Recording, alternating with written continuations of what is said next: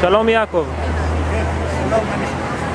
תגיד לי בבקשה, איך אתה רואה את התמיכה של כלי העולמי בכלי הישראלי? קודם כל צריך לבדוק מה זה כלי עולמי.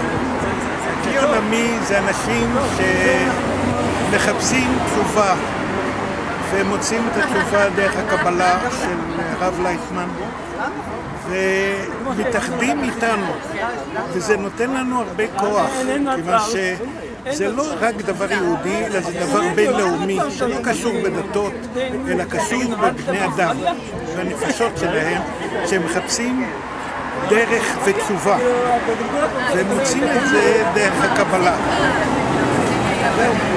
איך אתה חושב התמיכה הזאת תבוא לידי ביטוי היום בכנס כולנו יחד?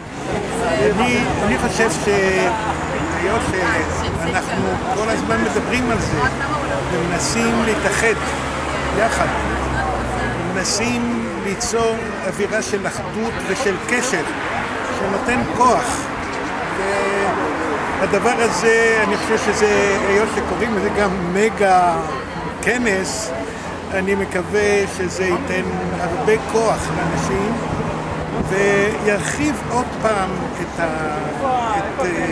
כמות האנשים ואת האנשים שיבואו ויצטרפו אלינו, ונהיה כגוף אחד, גדול ומשפיע.